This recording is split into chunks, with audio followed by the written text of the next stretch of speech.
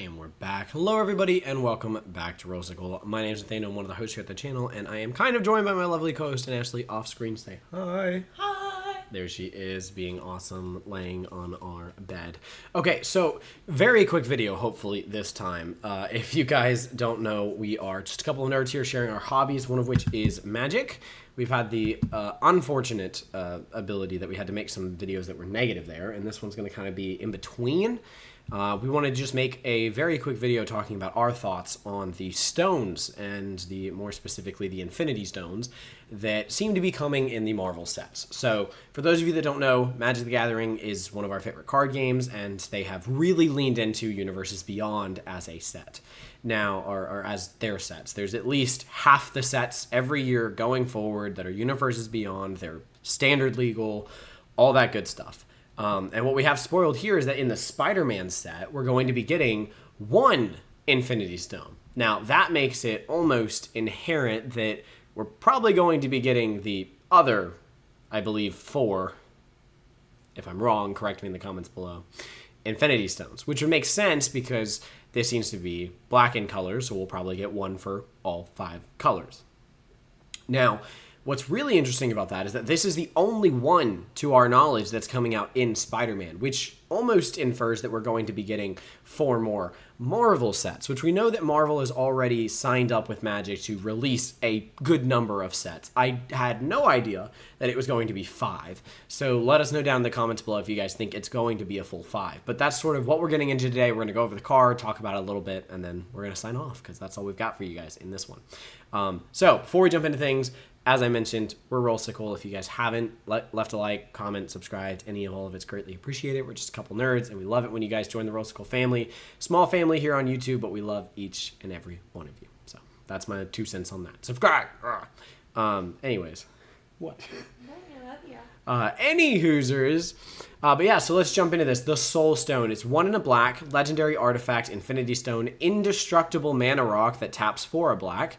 And then you can pay 6 and a black, tap it to exile, and then exile a creature you control to harness the Soul Stone. Once harnessed, its an infinity ability is active, and then its affinity ability says, at the beginning of your upkeep, return target creature card from your graveyard to the battlefield. So you can reanimate every turn at your upkeep. Now, this bottom part inherently isn't that broken. I think it's powerful, especially on an indestructible artifact, but it's not like something we've never seen before in Magic. But I would like to point out this is a 2-mana indestructible mana rock. Now, I don't think because of the monocoloredness of it that this, replaces Arcane Signet, or that this even gets played in probably 3 or more colors.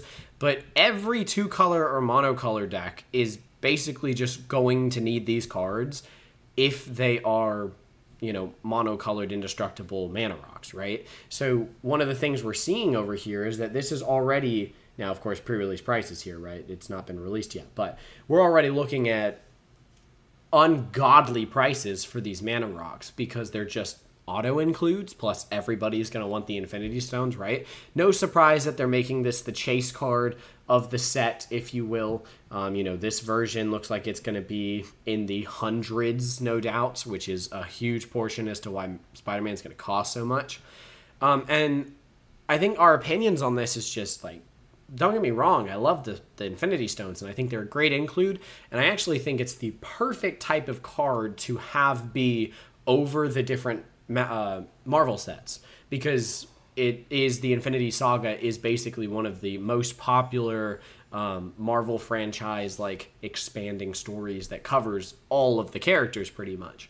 So I think it was a great stylistic choice. But the problem that I see in how they designed it is that, and I'm sure it's intentional, they're just extremely chase worthy, and they're just going to be very high priced cards that I almost guarantee you will not be considered game changers, but will just automatically make your deck better if you are in 2 or less colors, maybe even 3 or less colors, but probably 2 or less colors. And I just don't love that for Commander or Magic as a game, right? I think that we don't necessarily want to make cards, and I don't think Magic gets more interesting when we make cards that are just, you need to play this, right? I don't want the strong decks to just all have to look the same. That's really boring. We live in a world right now where standard Magic is dominated like 60% by one Izzet deck, and that's not interesting, right? Where you're just more than not going to see the exact same deck over and over and over again. I don't want to see that in Commander, and I don't think we're getting close to it, but I do think we're getting close on certain cards, right? Think about it. Every deck, pretty much, is going to run your command towers. Every deck, pretty much, is going to run Sol Ring, Arcane Signet. So do we want to make more cards that are just ran in almost all decks that they can be ran in? I don't really want that. Now, I think it's good design. I think it's very flavorful, so they're getting a pass for me in a lot of departments, but I'm really interested to see where they go with this, how chase they really become once the set comes out. And now, for the last little bit of this video, I want to kind of transition into what this means for other sets going forward. So we know right now we're getting a Spider-Man set. That comes out really soon, right? I mean, less than 6 weeks. Less than 6 weeks from the time of recording, maybe even less than that by the time this gets posted, right? So then after that, we know we're still getting Marvel sets. I wouldn't be surprised at all if we get some sort of traditional Avengers-y style set, because we've seen Captain America, we've seen Iron Man, we've seen Wolverine. Well, okay, we'll get to that. And then we've seen Wolverine and Storm. So Wolverine and Storm and the Deadpool Secret Lair kind of tells me we're probably getting an X-Men set, right? Like, I would say that with confidence. So we're getting like the traditional heroes or Avengers-y style set. Then we'll probably get an X-Men set. But now, that's only 3 sets still. You have Spider-Man, Marvel's Avengers-y set, right? And then X-Men. And I wonder what the other 2 are going to be, right? Like, yeah. I could come up with some predictions, but I'm trying to sit here on the spot. You know, Spider-Man is a big enough hero that I'm not surprised he's getting his own set. Or the franchise, because I guess Spider-Man has expanded so much, it's not even really a he anymore because of Ghost Spider and all those wonderful things, right? But I can see why Spider-Man's getting his own, but no other hero is going to get their own, right? Like, you can't do a Cap set. You can't do an Iron Man set. Now, you could do, like I said, the kind of traditional Marvel heroes. You can do the X-Men. You could maybe then do, like, a crossover with all of them. And, you know, we are seeing a Marvel Avengers movie coming out next year. Is that next year? I think Doomsday comes out next year, right? 2026, okay? So we might see a Doomsday-inspired set that kind of releases along it where we can see... I mean, could they do Fantastic Four as its own set? I think that they are going to do Spider-Man. We have one Spider-Man. Okay. And then, which one did you... X-Men. X-Men and then Marvel, right? I think they're just going to do a straight Marvel set. Well, Marvel is X-Men, but you have Marvel traditional heroes, Marvel right? traditional. And then I think they're going to do a villain set. Oh, that would be interesting. A villain set, and then you could do like a Doomsday everything set, because you need 5. We're only at 4 with the villain set. Oh. Right? Yeah, so you need a 5th one. So then there's like a Doomsday. Everything comes together. Some Spider-Man, some X-Men, some Marvel heroes, and some of the villain set. Yeah. That would be really interesting. You have like Marvel heroes, X-Men heroes, which probably have some villains in them, but then like a more dedicated villain set. Like, it would be commanders of the top 4 villains. So think Thanos, Doctor Doom. That would be really interesting if we got something like that. You know, which then, of course, what's really interesting here is that the Infinity Stones, you know, if you guys haven't watched the movies and stuff, I can still, you know, spoil this much. They're part of the Infinity Saga, right? Like, that, I think, is pretty known. You know, they're part of the whole Thanos Infinity Saga. But the movies are past that. That happened years ago, right? That happened, Lord, 6 years ago? We were in high school. 7 years ago. And so now, that seems to be the direction they're going with these Infinity Stones, which is a very, mind you, very different story than Doomsday. I think they're both good stories, but a very different story than Doomsday. Now, I think it'll just be really interesting to see. I think we'll see an X-Men set. It'll probably have one of the stones. I think we'll see a Marvel superhero-y set. I think it'll have one of the stones. I would think it'd be really cool to see a villain set. That would definitely have one of the stones. And then what? The final one comes together with the last stone. You know, maybe the last stone has some ability that requires it all. Or they release a gauntlet that They then will says probably release if the you gauntlet. have all 5 of the stones, you can.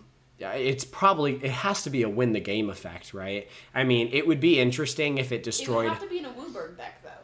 Yeah, So then you got to think about who was going to be their Wooburg commander of that deck. it's got to be Thanos, Okay.